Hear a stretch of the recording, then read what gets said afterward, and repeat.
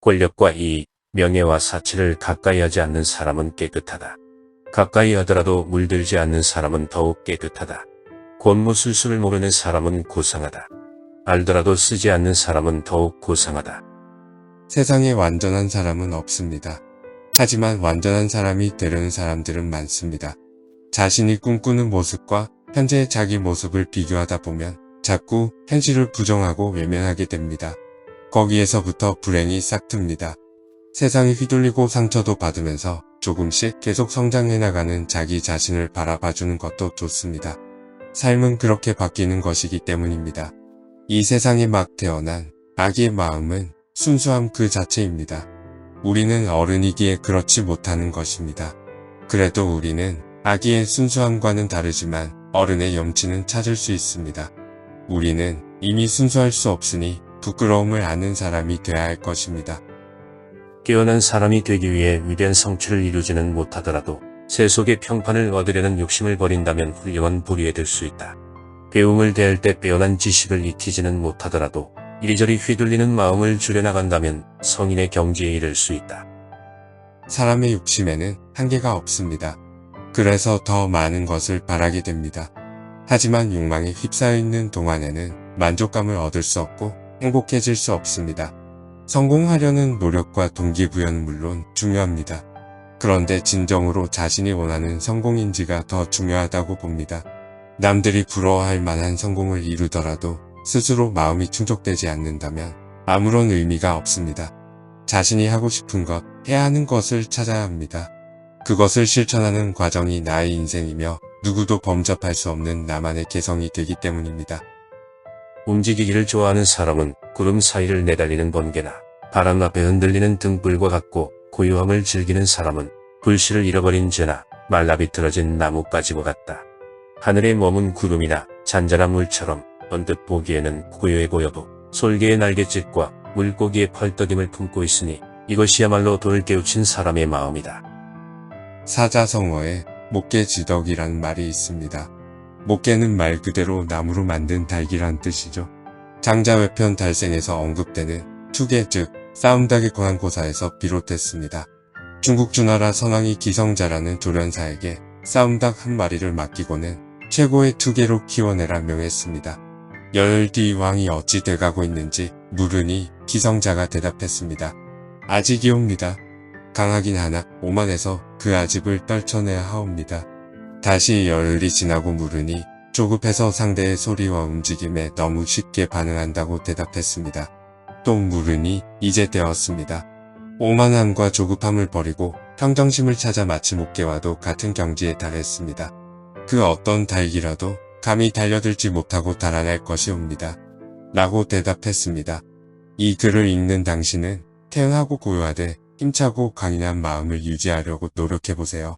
일희일비하지 말고 마음의 중심을 잡아 살아간다면 세상이 함부로 대할 일은 없을 것입니다.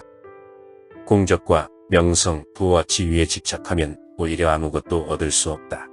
도덕과 인리에도 얽매이지 않아야 비로소 성인의 경지에 이를 수 있다. 복잡한 인간관계로 둘러싸인 세상을 살아가기 위해서는 어느 하나에 집착해서는 안 됩니다. 사람이라면 누구나 부자가 되고 싶고 높은 사람이 되고 싶겠지만 그것에 집착해 몰두하다 보면 속물근성에서 절대로 벗어날 수 없게 됩니다. 심지어 도덕적이고 의롭게 살고 싶다는 생각조차도 그것에 얽매여 있는 동안에는 실현할 수 없게 됩니다. 어떤 것에든 속박되지 않는 당신이 되시기 바랍니다. 도덕적으로 살고자 한다면 나무나 돌처럼 굳은 마음을 가져야 한다. 한 가지라도 탐내거나 부러워하면 곧장 탐욕으로 치닫게 된다. 세상을 구하고 나라를 다스리고자 한다면 구름이나 물처럼 맑은 마음을 가져야 한다. 한 가지라도 탐내거나 집착하면 곧장 위기에 빠지게 된다. 도덕적으로 사는 것은 사람으로서 기본적인 태도입니다. 탐욕과 망상을 버리고 의지를 굳건히 지키되 구름이나 물처럼 마음의 여유를 가진다면 자연스럽게 행복해질 수 있습니다. 사람을 움직이려면 모범을 보여야 합니다. 자신의 욕망으로만 가득 차 있는 사람을 믿고 따를 사람은 세상에 없기 때문입니다. 부귀와 명예를 인덕으로 얻었다면 산과 들에 피는 꽃처럼 저절로 무성하게 퍼져나간다. 부귀와 명예를 재주로 얻었다면 화분 속의 꽃처럼 이리저리 옮겨 심어 흥하거나 망한다. 부귀와 명예를 권력으로 얻었다면 화병 속의 꽃처럼 뿌리가 없으므로 금세 시든다. 부귀와 명예는 다양한 방법으로 얻을 수 있습니다. 그러나 뿌리와 잎이 번성하지 못한 꽃은 시들어버리듯이 부도덕한 방식을 통해 얻은 부귀와 명예는 오래갈 수 없다 생각합니다. 힘있다 자랑하고 떵떵거려도 결국 한순간일 뿐 도덕적이고 정당한 성공만이 오래갑니다. 배우는 사람은 매사에 조심스럽고 진지하되 또한 활달한 멋도 가져야 한다. 거두어 단속하고 지나치게 맑기만 하면 가을에 쌀쌀한 냉기만 있을 뿐 따뜻한 봄 기운이 없으니 어찌 만물을 자라게 할 수 있겠는가. 어느 분야든지 일가를 이뤘다고 불리는 사람들은 모두 성실함, 겸허함, 폭넓은 시야, 마음의 여유를 소중하게 여깁니다. 배움에 있어 최선을 다해 노력하면 어느 정도 성과는 올릴 수 있겠지만 그것에만 너무 얽매이거나 전부라고 여긴다면 온전히 이룰 수 없습니다. 마음속 복잡한 생각을 떨쳐내고 자연의 섭리를 따라야만 세상의 이치를 꿰뚫어 볼 수 있습니다. 하늘이 주관하는 운명은 사람이 헤아릴 수 없다.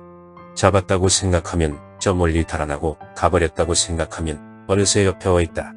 그렇게 영웅을 조롱하고 호거를 뒤엎어왔다. 하지만 군자는 역경이 와도 순리로 받아들이고 평온, 무사할 때도 위기를 대비하니 하늘도 마음대로 할 수가 없는 것이다. 우리의 삶은 변화무쌍해서 아무리 예측한다고 해도 알 수가 없습니다. 그러므로 운명에 휘둘리지 않으려면 그 운명을 통제할 생각 자체를 하지 말아야 합니다. 고난이 닥치면 자연스러운 것이라 받아들이고 불행도 행운의 전조라고 여기는 마음가짐이 필요합니다. 우리 주변에 성공한 사람들을 잘 살펴보면 그들은 역경과 걸림돌을 고통과 장벽으로 인식하지 않는다는 것입니다. 살다 보면 당연한 것으로 생각하고 때로는 즐기기까지 합니다. 버드나무는 바람에 꺾이지 않는다라는 말이 있습니다. 버드나무 가지는 유연해서 세차고 강한 바람에 휘지언정 결코 부러지지 않습니다. 사람도 유연한 사람은 결코 꺾이지 않습니다. 성질이 조급한 사람은 타오르는 불길과 같아서 모든 것을 태워버린다. 온정이 없는 사람은 차가운 얼음과 같아서 닥치는 대로 죽게 만든다. 융통성 없고 고집센 사람은 고인 물이나 썩은 나무 토막 같아서 생기가 없다. 이런 사람들은 공적을 세우기 어렵고 극복을 늘리기도 어렵다. 운명을 바꾸려면 자신의 성격을 바꿔야 합니다. 사회생활이 어려운 이유는 늘 좋은 사람만 만날 수 없기 때문입니다. 성격이 불같거나 차가운 사람도 있고 옹졸하거나 고집만 부리는 사람도 있습니다. 그런 사람을 피할 수 없다면 호두처럼 딱딱한 껍질을 두른 채 스스로를 지켜야 합니다. 결국에는 안 봐도 되는 때가 올 것입니다. 다만 그때까지는 그들을 반면교사 삼아 자신은 절대로 저런 사람이 되지 않겠다는 의지를 다지면서 여유와 온정의 마음을 잃지 않길 바랍니다. 언젠가 반드시 복이 올 것임을 믿으시기 바랍니다. 초가집일지라도 깨끗이 청소하고 가난한 여인일지라도 단정하게 빚지라면 비록 그 외양은 아름답고 화려하지 않을지언정 그 기품은 저절로 드러나는 법이다. 사람이 한때 곤궁과 실이 빠졌다고 해서 어찌 스스로를 버리고 게을러질 수 있겠는가. 극락에 갈 사람도 이승에서 어떻게 살았느냐에 따라 차별이 있다고 생각합니다. 당연히 극락 정토, 부품 가운데 으뜸은 상상품이라 합니다. 품격, 품위, 기품 등의 말은 여기에서 나왔습니다. 기품이 있다는 것은 부품 중 상위에 들 수 있다는 뜻이기도 합니다. 그런데 오늘날에는 부와 명예만 좇을 뿐 스스로의 품격을 높이는 데에는 소홀한 사람들이 많습니다. 각박한 현대사회에서 품격 향상을 기대하는 것이 무리일지도 모르겠지만 사람으로서 품격을 잃게 되면 아무리 꾸미고 가꾼들 껍질만 요란할 뿐입니다. 여러분은 속이 꽉 찬 사람이 되도록 노력하시기 바랍니다.